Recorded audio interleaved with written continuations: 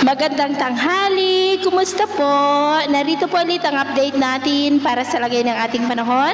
Ngayong tanghali po ng January 22, 2024 na kung saan sa ngayon ay malakas ulit ang bugso ng hanging amihan lalo na po dito sa northern part ng Northern Luzon habang may manipis pa rin na shear line na umiiral pa rin dyan sa may Bicol region at easterlies naman ang umiihip sa nalalabing bahagi ng silangan ng ating bansa.